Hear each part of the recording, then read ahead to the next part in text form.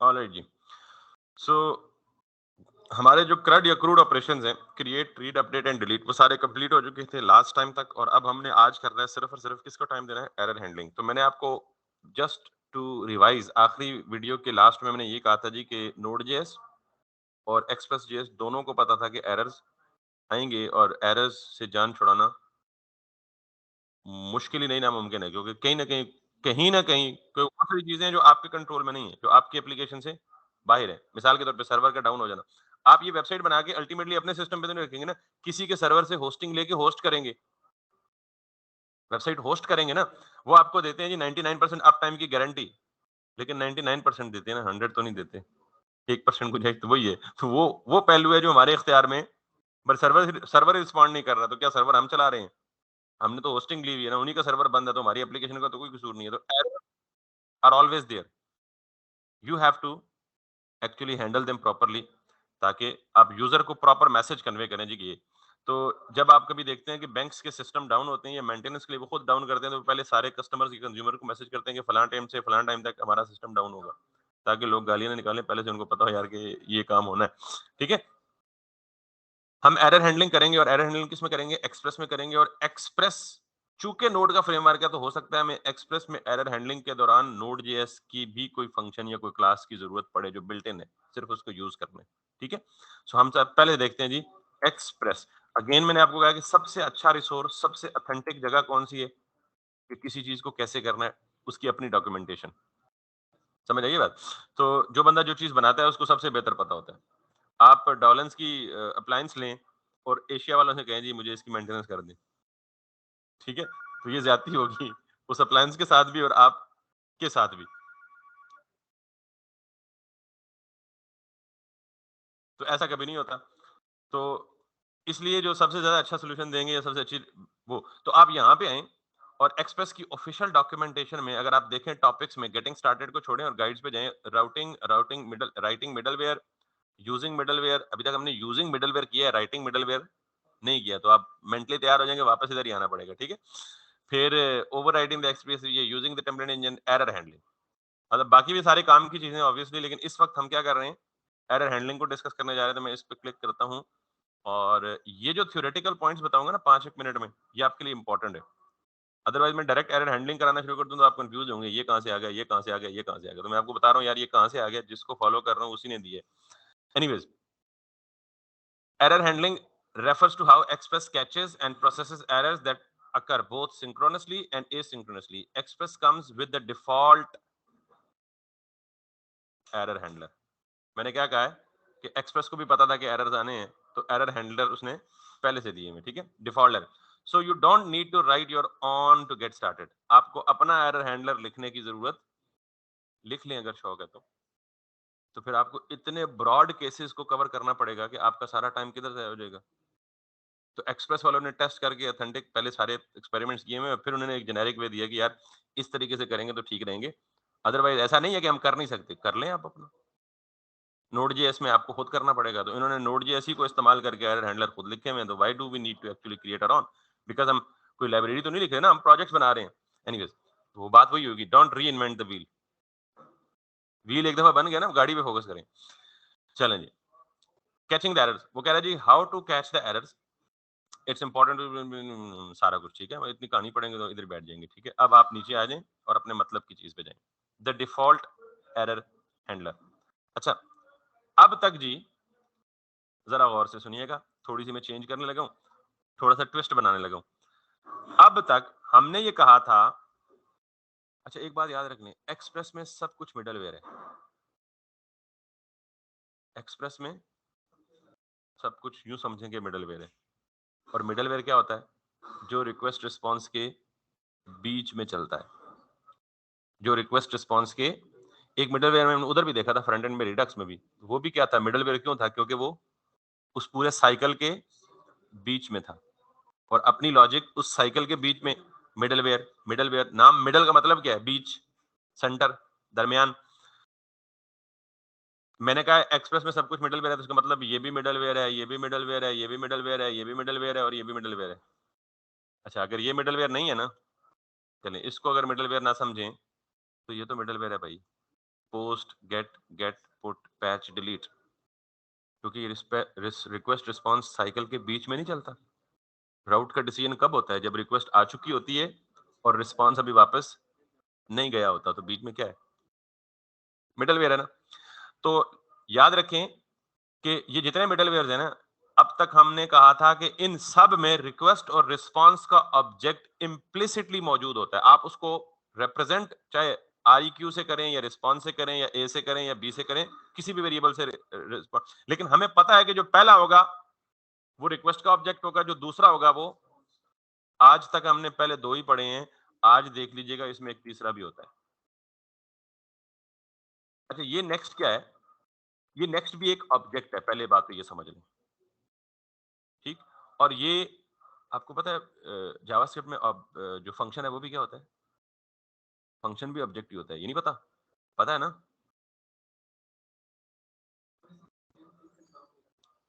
बस ऑब्जेक्ट है, फंक्शन भी क्या है बेसिकली? तो ये जो तीसरा है ना, ये बेसिकली क्या होगा?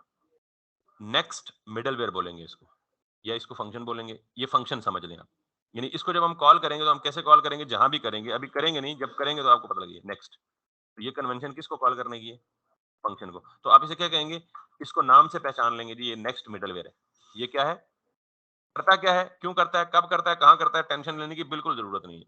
आपने ये समझना है कि जहां जहां रिक्वेस्ट रिस्पॉन्स है वहां तीसरा कौन होगा? नेक्स्ट होगा। अभी चौथा भी आना है। ठीक है।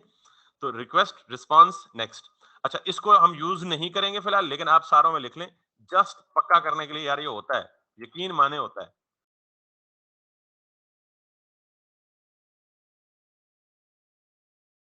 यूज कब करेंगे? जब जरूरत पड़ेगी, लेकिन होता जरूर है। तो वैसे भी आपको पता है, जब हमें कुछ चीज जरूरत नहीं होती उसे लिखने की ऐसा जरूरत, तो मैं इसलिए लिख रहा हूं कि आपको पक्का हो जाए कि यार ये होता है। अच्छा, तो इसका मतलब ये हुआ कि मैं ये पढ़ा रहा था तो उधर क्यों घुस गया, उसकी भी एक रीजन है। तो अब डिफॉल्ट एरर हैंडलर को देखें। कहता है जी, Express comes with built in error handler, ये ऊपर भी हम देख चुके हैं, that takes care of any errors that might be encountered in the app. That's a very important line, कि एक्सप्रेस का डिफॉल्ट एरर हैंडलर जितने भी एरर्स आ सकते हैं उन सब की टेक केयर कौन करता है? डिफॉल्ट एरर हैंडलर करता है। आई रिपीट, जितने भी एरर हैंडलर एक्सप्रेस में आ सकते हैं उनको टेक केयर कौन करता है? डिफॉल्ट एरर हैंडलर किसका है और एक्सप्रेस किसका है? समझ आई बात? अच्छा, मैं नोड के साथ इसको क्यों बार बार मैच कर रहा हूँ? हालांकि आपको पता है कि यार एक्सप्रेस नोड का फ्रेमवर्क है, क्योंकि एरर हैंडलिंग करते वक्त हमें नोड की भी एक क्लास यूज करनी पड़ेगी, ऑब्जेक्ट यूज करना पड़ेगा कैपिटल ई एरर के साथ, तो इसलिए मैं कह रहा हूँ कि बाद में तकलीफ ना हो, पहले ही समझ लेंगे यार। अच्छा, the default error handling middleware. तो मिडलवेयर से क्या नाम, क्या आपके जहन में है, क्या होगा मिडलवेयर? फंक्शन होगा भाई। मिडलवेयर क्या होगा? एक फंक्शन हो गया। वो क्या कह रही कि the default error handling middleware function, खुद लिखा हुआ भी है उसने आगे, is added at the end of middleware function stack. That's another important line. मैं अगर काश मेरे पास हाइलाइटर होता ना, मैं इन दो लाइनों को बड़ी बड़ी हाईलाइट करके प्रेजेंट करता कि यही चीजें एसेंस है। पहली बात, express comes with default error handler. दूसरी बात, एरर हैंडलर क्या है? बेसिकली मिडलवेयर है। तीसरी बात, ये कहां ऐड होता है? At the end of middleware stack. कहां ऐड होता है? इसका मतलब है स्टैक होता है एक। अच्छा, स्टैक क्या होता है? आपको पता है कि हमने कोई भी चीज एट तक एक दूसरे के ऊपर नीचे रख के वो रखी होती है, तो उसे क्या बोलते हैं? नॉर्मली स्टैक बोलते हैं, जनरल इंग्लिश का वोकैबुलरी वर्ड है। तो जो एरर हैंडलर मिडलवेयर, अच्छा, इसका मतलब यह है कि हमारे पास ऑलरेडी कहीं ना कहीं मिडलवेयर फंक्शन का स्टैक मौजूद है। और अगर आप यहाँ पे आए, इंडेक्स में आए, ये भी मिडलवेयर, ये भी मिडलवेयर।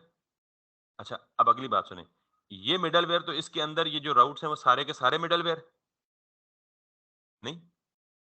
अभी अभी बता गए हो ना? वो किधर गया राउट वाला? ये सारे के सारे क्या हैं?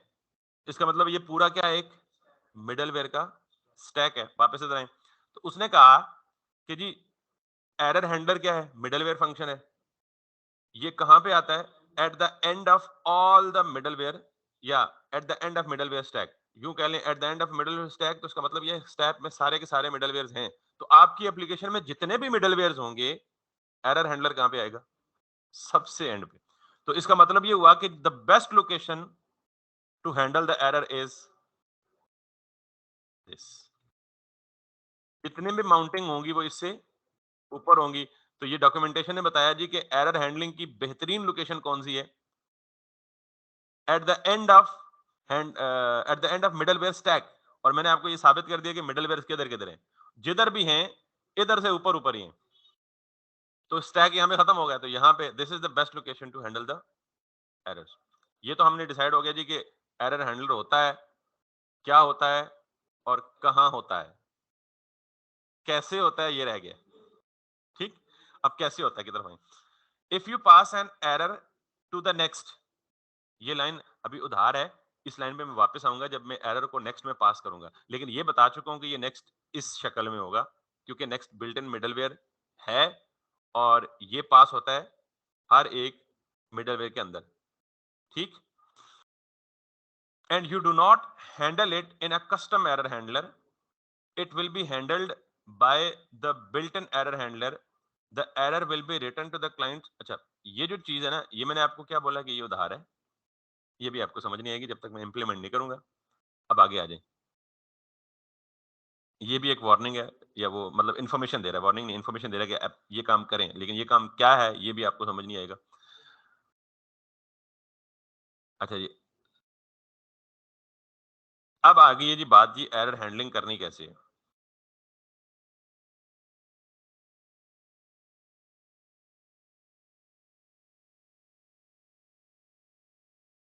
अच्छा, हमने एरर कब चेक करना है?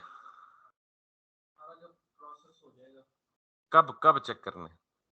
देखिए, मैं गेट रिक्वेस्ट पे भी एरर हो सकता है, पुट रिक्वेस्ट पे भी एरर हो सकता है, पोस्ट रिक्वेस्ट पे भी एरर हो सकता है, पैच रिक्वेस्ट पे भी एरर हो सकता है। इस वक्त मैं ये कह रहा हूं कि हर रिक्वेस्ट में एरर हो सकता है। समझ आई बात? तो ऐसा कौन सा मिडलवेयर है जो हर रिक्वेस्ट पे एग्जीक्यूट होता है? ऐसा कौन सा मिडलवेयर है जो हर रिक्वेस्ट पे चलता है? तो भाई सामने लिखा हुआ है आपके, कौन सा है? नहीं समझ आई? ये ये लिख पहली दफा लिखते वक्त बताया था कि app dot use global middleware है। जो चीज इस मिडलवेयर के अंदर लिखेंगे वो हर रिक्वेस्ट में एरर किधर चेक करने हैं? हर रिक्वेस्ट में चेक करने हैं भाई। App dot use. अब जरा देखें एरर हैंडलर। एरर हैंडलर कुछ भी नहीं है, कुछ भी नहीं है। ये वही चीज है, एक फंक्शन जो हम ऐप डॉट यूज अंदर वाले। सिर्फ एक फर्क है, हमने कहा कि अब तक रिक्वेस्ट रिस्पांस नेक्स्ट, एक आम मिडलवेयर में और एक एरर हैंडलर मिडलवेयर में सिर्फ एक फर्क है कि एरर हैंडलर मिडलवेयर स्टार्ट ही, जो पहला आर्गुमेंट होता है वो किससे होता है? एरर से होता है। बस ये फर्क है। और ये चार हैं, इसके चार से ज्यादा ग्रो नहीं करेंगे। कि एक नॉर्मल फंक्शन या नॉर्मल मिडलवेयर में और एक एरर हैंडलिंग मिडलवेयर में क्या फर्क होगा? कि एरर हैंडलर जो है वो स्टार्ट किससे होगा? एरर ऑब्जेक्ट से। Error object as an argument, you are right. Error object as an argument से स्टार्ट होगा, फिर रिक्वेस्ट रिस्पांस और नेक्स्ट। ये तीनों तो कहीं जान छोड़ेंगे, ये सिर्फ किस में आएगा? बस दैट्स इट। एरर हैंडलिंग होगी तुम्हारी सारी की सारी। नहीं नहीं, अभी बात मतलब अभी आपका फ्लो बन गया ना। अब आप ये जाएंगे कि अब मसला ये है कि यहाँ एक और बात देखिएगा, एरर भी दो तरह के हैं। एरर्स भी, एक एरर है, मैं वो उधारी लाइन की तरफ छोड़ गया हूँ। हाँ ये, एक एरर्स हैं बिल्ट इन और एक एरर है कस्टम। दो एरर्स हैं। एक तरह का एरर कौन सा है? Built in. और एक तरह का एरर कौन सा है? कस्टम। अच्छा मैं एक मिसाल देता हूँ।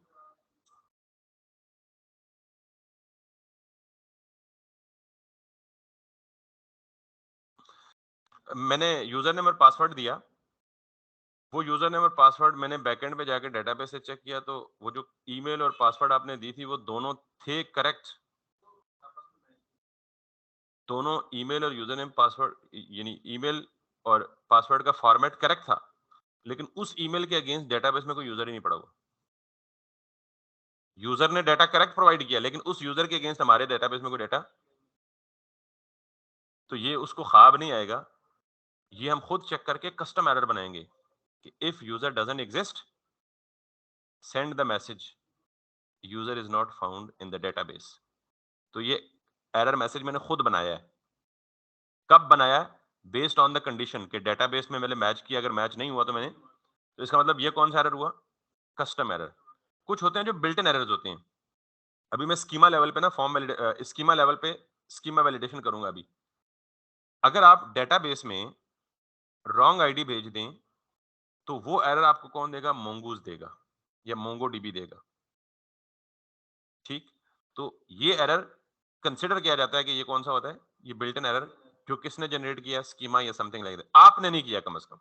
अभी मैं प्रैक्टिकल करूंगा, आपको बिल्कुल क्रिस्टल क्लियर हो जाएगा कि वो एरर आपने हैंडल या कस्टम एरर हैंडलिंग नहीं किया आपने।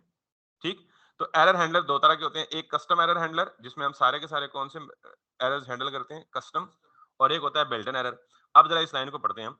If you pass an error to the next and you do not handle it in a custom error handler, it will be handled by the built in error handler. ये अभी आपको दो word समझ आएंगे, built in error handler और custom error handler. ठीक है, the error will be written to the client with the stack trace. अच्छा, ये अगली लाइन अलग है, बस आप यहां तक रखिए। ठीक, अब जरा हम एरर प्रोड्यूस करते हैं या एरर जनरेट करते हैं। ठीक है, यानी मस्ती करते हैं पहले। आज से पहले हमने आंखें बंद की थी ना, अब जरा मस्ती करके देखते हैं। मस्ती करने से भी पहले एक और फैक्ट है। आप जब स्कीमा पे जाते हैं ना, तो यहां हमने बड़ा बेसिक सा स्कीमा पढ़ा है, बहुत बेसिक सा स्कीमा पढ़ा है। और उस स्कीमा में हमने क्या कहा जी कि टाइटल जो है वो क्या होना चाहिए? अगर ना हो तो कौन देगा? स्कीमा में ये कैपेबिलिटी है कि वो खुद एरर जनरेट कर सकते हैं। ठीक,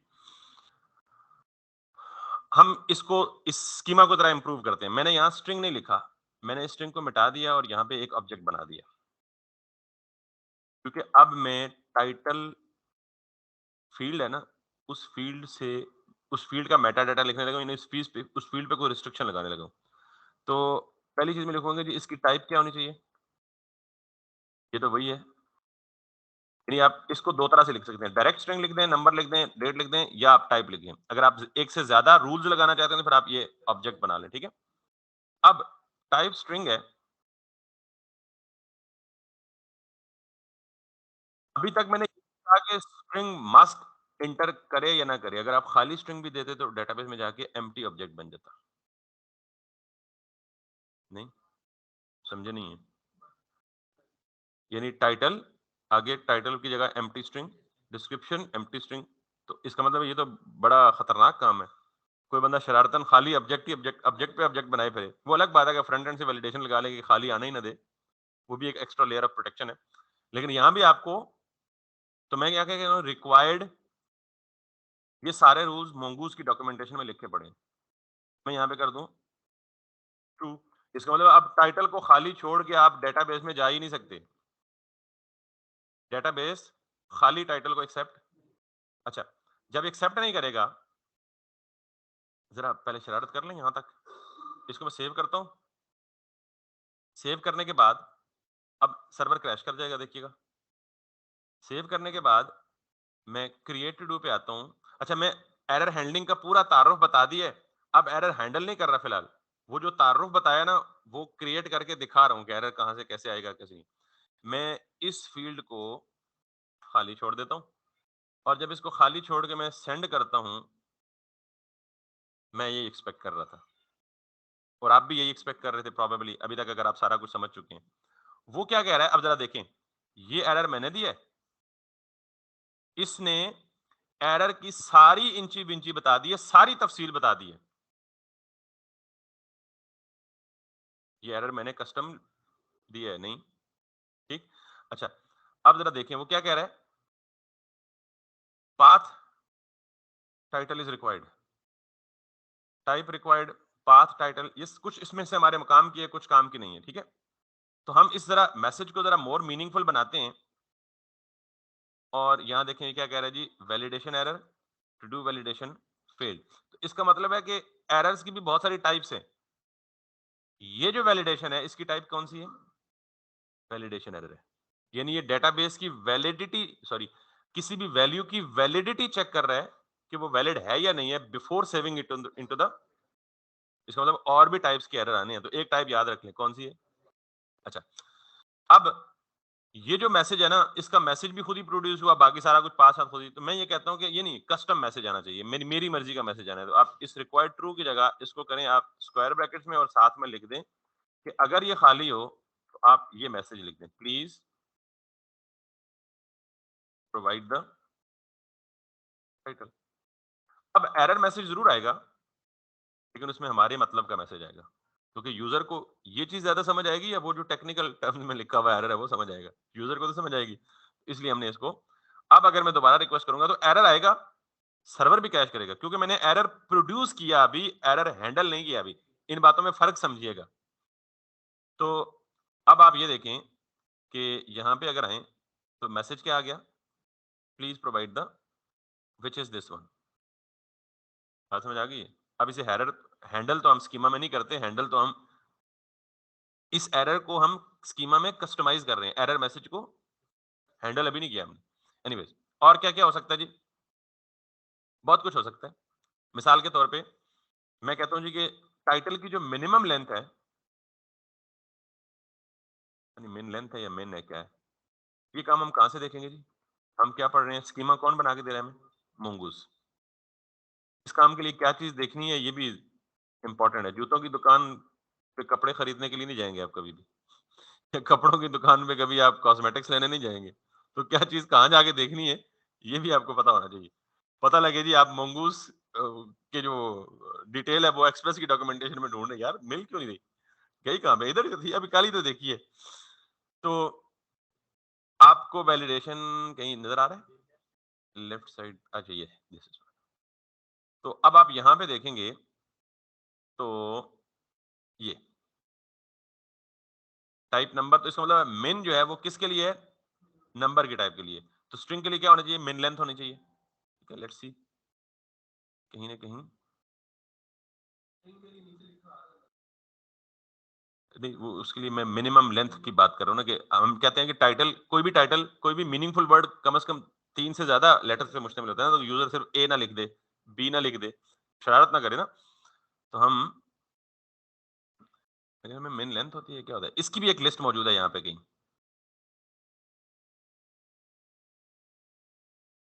ठीक है जी, वो कहाँ होगी पता नहीं, मेन लेंथ होनी चाहिए बाय द वे।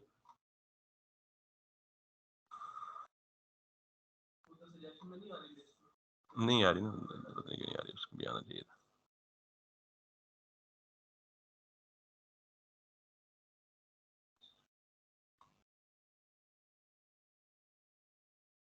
चलिए हम खुद ही ट्राई कर लेते हैं। मेन लेंथ, अब मेन लेंथ कितनी होनी चाहिए इसकी जी? मेन लेंथ का मतलब characters, number of characters at least 3 होने चाहिए, और अगर 3 नहीं होंगे, प्लीज प्रोवाइड एटलीस्ट 3। अगर आपको याद हो तो ये कोई यप वाला सीन नहीं है, मिलता जुलता है, एग्जैक्ट वो नहीं है लेकिन, तो उस वक्त भी हमने क्या कहा था, स्कीमा वैलिडेशन, ऐसे ही था ना, मैच कर लें, रूल्स मिलते जुलते हैं। मैं इसलिए कंफ्यूज हो रहा हूँ, पता नहीं उधर मेन लेंथ था या इधर मेन लेंथ था, पता नहीं किधर था। बहरहाल अभी देख लेते हैं, सारा कच्चा छट्टा खुल जाएगा इधर ही, मेन लेंथ वैलिड है या नहीं है। सो लेट्स सी, अब मैं प्रोवाइड करता हूं लेकिन 2 कैरेक्टर्स करता हूं,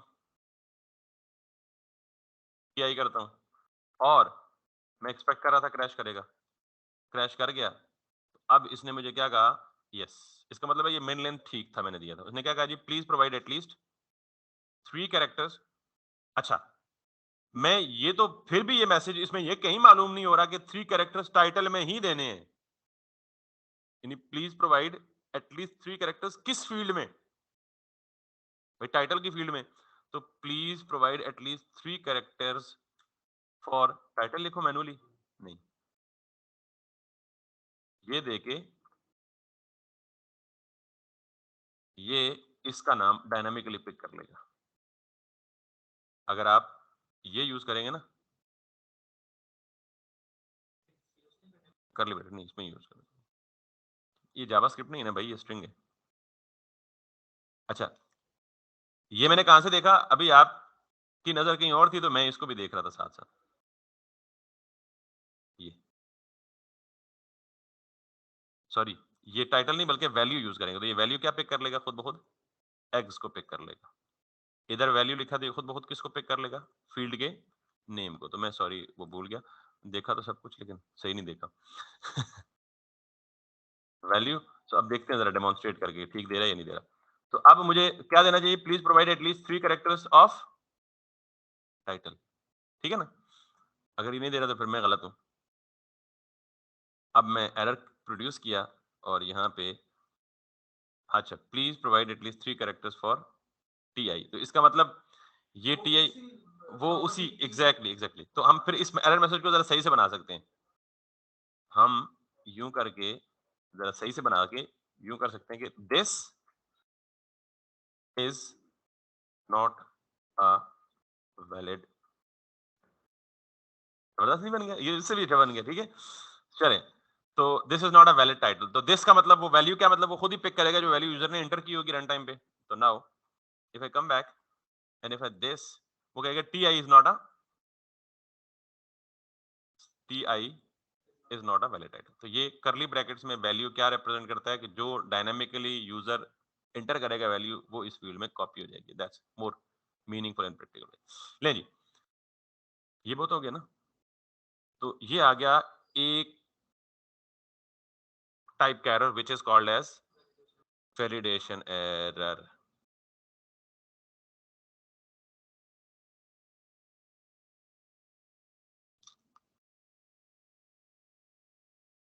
ठीक, अब हम आएंगे यहाँ पे और हमारा मुद्दा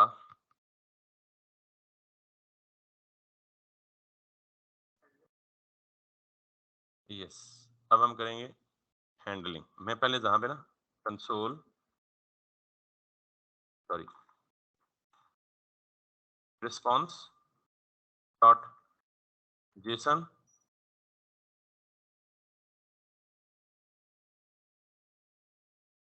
ये लिखने का मतलब ये है ना, सही है ना, की वैल्यू पेयर में, तो आप की और वैल्यू सेम हो तो मैं ये कहता हूं कि अगर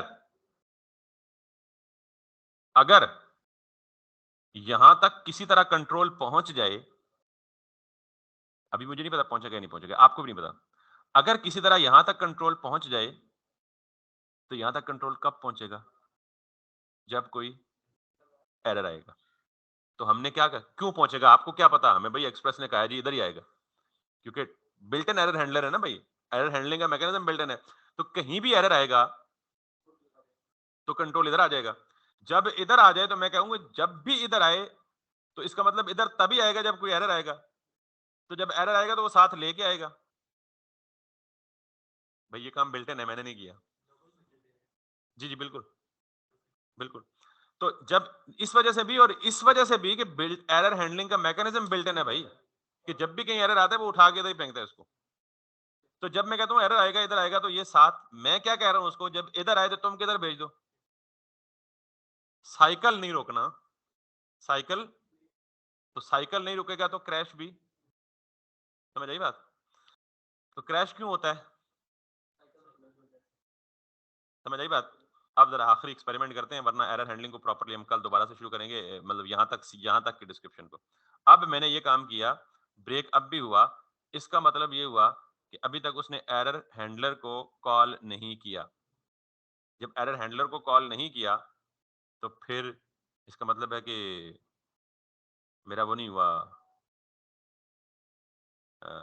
मिडलवेयर पे नहीं आया, और मिडलवेयर पे नहीं आया तो रिस्पांस नहीं गया, और रिस्पांस नहीं गया तो यानी किसी और रिक्वेस्ट से तो रिस्पांस जा ही नहीं सकता, क्योंकि वहां एरर जो आ गया, एरर आ गया तो ब्रेक आ गई। मुझे ये बताएं कि मैं ये रिक्वेस्ट किसको भेज रहा हूँ? न्यू टू डू को। अब न्यू टू डू में यहाँ आएगा, न्यू टू डू के केस में कंट्रोल कहाँ आएगा? यहाँ आएगा। और ये मॉडल है, तो मॉडल अपने अंदर एरर हैंडलिंग खुद ही चेक करेगा, एरर प्रोड्यूस करेगा, जब एरर प्रोड्यूस करेगा तो फिर किधर जाएगा? कहाँ जाना चाहिए बेसिकली से? मिडलवेयर में जाना चाहिए। अब नहीं जा रहा तो हम पता है क्या करेंगे? हम एक काम करेंगे कि अच्छा, एक बात और यहाँ पे सुन लें। अगर ये खुद नहीं जा रहा, हमें भेजना है, तो हम अगर इसको मैन्युअली भेजेंगे तो हम कैसे भेजेंगे? इस नेक्स्ट के साथ। और नेक्स्ट का मतलब क्या होता है? अगला मिडलवेयर। क्योंकि एक्सप्रेस में ना ये मिडलवेयर ही एग्जीक्यूट हो रहे होते हैं। एक मिडलवेयर खत्म हुआ, दूसरा चला, दूसरा खत्म हुआ, तीसरा चला, तीसरा खत्म हुआ, चौथा चला, चौथा खत्म हुआ, पांचवा चला। अगर चौथे में एरर आ गया, आगे नहीं जाएगा। चौथे में एरर आ गया तो सीक्वेंस में या स्टैक में जो अगला मिडलवेयर उस पे, तो जब एरर आ गया तो हम खुद इसे कहेंगे जी भाई कंट्रोल शिफ्ट कर दो। किधर? अगले पे। तो अगले पे तो वो जाएगा नहीं जब नॉर्मल सीक्वेंस में नहीं होगा, तो हम वहां से ब्रेक करके कहेंगे भाई अगला कौन, यानी तुम खुद चले जाओ किधर? एरर के पास। समझ आई बात? ट्राई कैच मैंने पढ़ाया नहीं पढ़ाया? अच्छा, जरा अब देखिएगा। वो मैं ये एक्सपेक्ट कर रहा था कि ये खुद ही चला जाएगा, उधर नहीं गया। अब एरर आपको पता है आया किस वजह से? फ्रंट एंड से रिक्वेस्ट आई, वो रिक्वेस्ट मैंने यहां पे क्रिएट टू डू में यानी इधर रिसीव की। इसने क्या कोशिश की?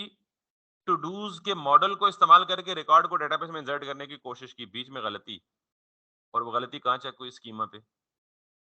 लेकिन हमारे सेंस के मुताबिक गलती शुरू यहां से हुई ना, क्योंकि वो मॉडल वहां तो सिर्फ बना हुआ है, यूज तो यहां हो रहा है ना। इसका मतलब ये है कि जिस लाइन में, जिस ब्लॉक ऑफ कोड में, जावास्क्रिप्ट पूरे में आपके एरर आने के चांसेस हों, आए नहीं, आप उसको एक ब्लॉक में रख लें, जिसको आप नाम देते हैं ट्राई कैच। इस ब्लॉक को, ये बिल्कुल इफ एल्स की तरह लगता है देखने में। ट्राई का मतलब ये है कि यार इस पीस ऑफ कोड को ट्राई करो, एग्जीक्यूशन की कोशिश करो। अगर ये चल जाए तो दैट्स गुड, कैच पे नहीं जाएगा। अगर ये ना चले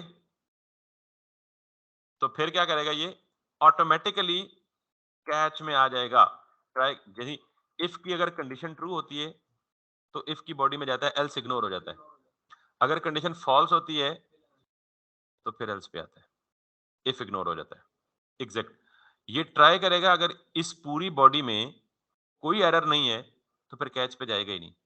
लेकिन अगर इस पूरी बॉडी में कहीं कोई एरर आएगा तो वो एरर को लेकर कहां जाएगा? तो वो जो एरर आएगा वो इम्प्लिसिटली कहां मिलेगा हमें? बात समझ आ गई है? यहां पे मैं बैठा हूं, मैंने कहा जी अगर तो एरर ना आए तो ठीक, यहां से काम करके तमाम कर दो। अगर एरर आए तो कहां ले आओ? इधर। और जब इधर आए तो इसको कहां भेज दो? और साथ में क्या ले जाओ? बात समझ आ गई भाई या नहीं आई? ये भी तो उसी से रिलेटेड है ना कि अगर यस, ये भी तो है ना कि अगर ये सक्सेसफुल हो जाए तो रिस्पांस भी वापस भेज दो, साइकिल ना रोको। लेकिन अगर एरर आए तो नेक्स्ट में भेज दो, नेक्स्ट लेके इधर आएगा, साइकिल फिर भी नहीं रुकेगा, नेक्स्ट लेके इधर आएगा और इधर से फिर रिस्पांस एडजस्ट, रिस्पांस जा रहा है, साइकिल नहीं ब्रेक होगा। बात समझ आ गई है? आखिरी बात, चला या ना चला, मैं इसको खत्म करूंगा बिकॉज मेरा टाइम ऊपर हो गया, खाने का वेट हो रहा है। सो मैं यहाँ पे अब एक्सपेक्ट कर रहा हूँ सर्वर क्रैश नहीं हुआ, और सर्वर क्रैश नहीं हुआ, वो जो एरर हमें सर्वर पे मिल रहा था वो वापस वही एरर है ना सारा। तो इसका मतलब ये हुआ कि मैंने साइकिल नहीं टूटने देना, जितना साइकिल टूट गया उतना सर्वर क्रैश कर गया। तो एक तो आपके लिए ट्राई कैच ने है, इसकी अगर बहुत ज्यादा डेप्थ समझ नहीं आती तो आप सिंपली ट्राई कैच में वो कोड रखेंगे जिसमें एरर आने के चांसेस, और एरर आने के चांसेस भी आपको कब पता चलता है? जब आपको नहीं पता होता 100% कि यार एरर आ सकता है या नहीं आ सकता, क्योंकि ये वो चीज है जो रन टाइम पे चेक होगी बिफोर इम्प्लीमेंटिंग आपको। तो इसलिए आप इसको ट्राई कैच में रख दें। इसमें डाटा भी तो एक बंदा है ना, जरा मल्टीपल है, कोई भी एरर बना सकता है, तो इसको हम उसमें ट्राई कैच में ठीक। अब मसला ये था कि अगर मैं यहाँ कंसोल लॉग लिख देता ना, ये फिर क्रैश करता, क्योंकि एरर कैच, ट्राई ने एरर पकड़ा और फेंका किसमें? कैच में, लेकिन आगे कंसोल लॉग लिखा होता फिर क्रैश होता, क्योंकि मैं साइकिल फिर भी पूरा नहीं कर रहा। अगर ये इस बॉडी में आएगा तो साइकिल पूरा होगा रेस्ट डॉट जेसन, इधर आता तो साइकिल, तो इधर के लिए मैंने क्या किया, ये वो बात है कि अगर आप एरर को कस्टमाइज करते हैं ना, तो फिर आपको नेक्स्ट जेएस में वो एरर पास करना पड़ता है। खैर, एरर हैंडलिंग की अभी आपको समझेंगे 5% या 10% कवर हुआ है, इसकी आगे मजीद थ्योरी है, इसलिए मैं इसको इंडिपेंडेंट लेक्चर में रखने की बात कर रहा था बार बार 12। अब आप सारी रिक्वेस्ट में ये काम करेंगे, तो एटलीस्ट पहला अकम्प्लिशमेंट आपका क्या है कि वो सर्वर आपका, और आपको सारा एरर, अब हम इस एरर की फॉर्मेटिंग करेंगे, ये सारी तो यूजर के लिए इन्फॉर्मेशन वैलिड ही नहीं है भाई, यूजर बेचारे कहते हैं एक ही हो गया भाई, इस तो बेहतर सी क्रैश ही कर जाता, ऐप ही रीस्टार्ट हो जाती। तो ये अभी हम इसकी फॉर्मेटिंग करेंगे, एरर की, एरर हैंडलिंग के बाद एरर की फॉर्मेटिंग। तो अब पता चला ना भाई कि बिल्ली को देख के आंखें बंद नहीं करनी, बिल्ली के साथ या तो मुकाबला करना है या भाग जाना है, आंखें नहीं बंद करनी। ठीक है, so that's pretty much for today, इंशाल्लाह will resume with this error handling topic tomorrow. और बड़े मजे का टॉपिक, एक दफा आपको समझ आ गया, आप कहेंगे यार वाकई really this is something which we love.